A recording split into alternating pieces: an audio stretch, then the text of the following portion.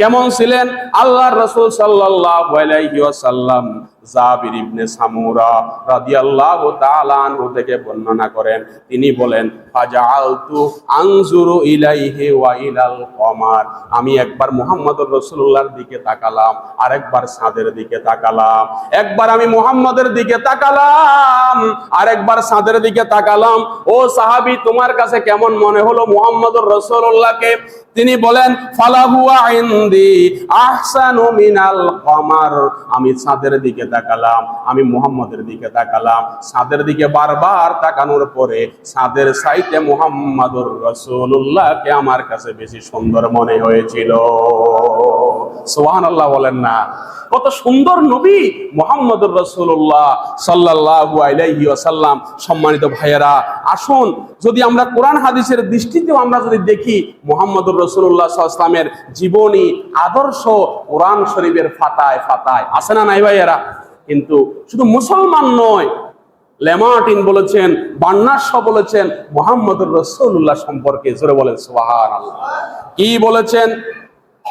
If greatness of purpose, smallness of means and outstanding result are three criteria of human genius, who could dare to compare any great man in modern history with Muhammad sallallahu alaihi wasallam?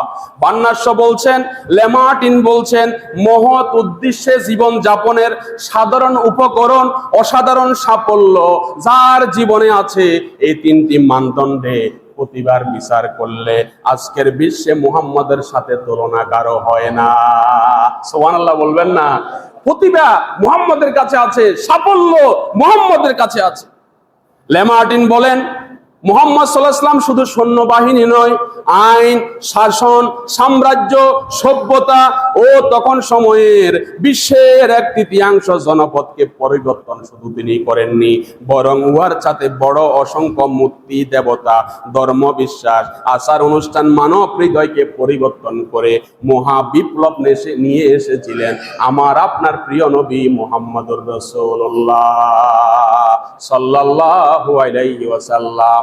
লেমার্টিন বলে, তোমরা জানো কিনা মুহাম্মদ এত তামাম পৃথিবীর কাছে popular হওয়ার কারণ কি? এত আদর্শিক লিডার হওয়ার কারণ কি? তামাম পৃথিবীর জনপদের কাছে সবচাইতে উত্তম হওয়ার কারণ কি? তোমরা কি জানো কিনা?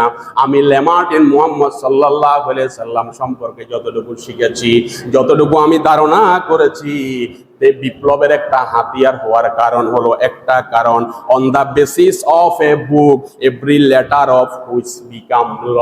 তার হাতে একটা কোরআন মজিদ ছিল, তার কাছে একটা আল্লাহর বিধান ছিল, তার কাছে আল্লাহর পক্ষ থেকে 23 বছর ধরে ধারাবাহিকভাবে মানবতার হেদায়েতের জন্য একটা কিতাব নাজিল হয়েছিল।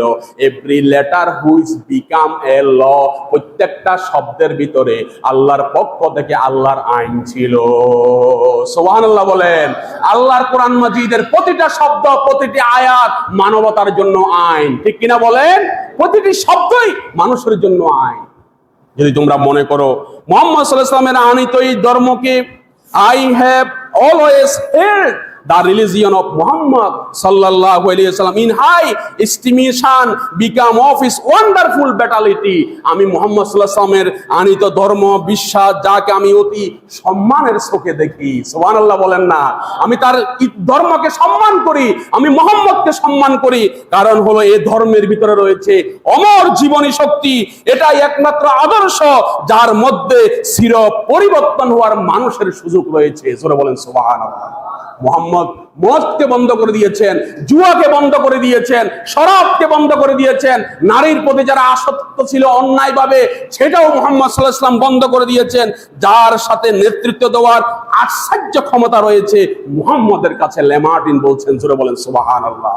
তামাম পৃথিবীকে পরিবর্তন করে দেওয়ার জন্য মুহাম্মদের হাতে অমর শক্তি, আশ্চর্য ক্ষমতা আছে, যা ইসলামের যোগকে সফল করে তামাম পৃথিবীর কাছে। লেমার্টিন বলছে একটা গ্রহণযোগ্য জীবন বিধান হিসাবে তাম পৃথিবীর কাছে ইসলাম প্রসার হয়ে গেছে মুহাম্মদের কারণে। জোরে বলেন সুবহানাল্লাহ।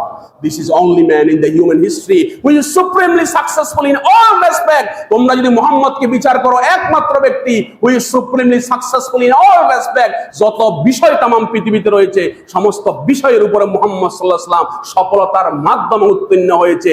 A+ পায় নাই, গোল্ডেন A+ পেয়েছে, তা নয় আরো বেশি পেয়েছে। তাম পৃথিবীর মানুষেরা মুহাম্মদের জীবনীকে ঘাটাঘাটি করেছে, কালিমা লেপন করার জন্য চেষ্টা করেছে।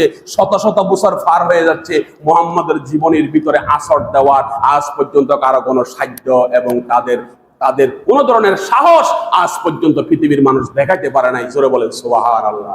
আসুন মুহাম্মদের অমর এই জীবনী, যার জীবনের ভিতরে সফলতা রয়েছে, যার জীবনের ভিতরে অমর এক শক্তি রয়েছে, যে এক জীবন বিধান দুনিয়াতে নিয়ে এসেছেন, তাম পৃথিবীর কাছে গ্রহণযোগ্য ইসলাম হিসাবে তাম পৃথিবীর কাছে যিনি পরিচিত করেছেন, সে মুহাম্মদের আদর্শ যদি আমরা অনুধাবন করি, তার জীবনকে যদি আমরা নিজের জীবনের সাথে বাস্তবায়ন করার চেষ্টা করি, যার জীবনকে সুরতে যদি আমরা জনমানবের কাছে প্রকাশ করি, তাহলে আমরা অনেক ব্যক্তির প্রশ্ন থাকতে পারে সে মানুষগুলো এই পৃথিবীতে আছে কিনা।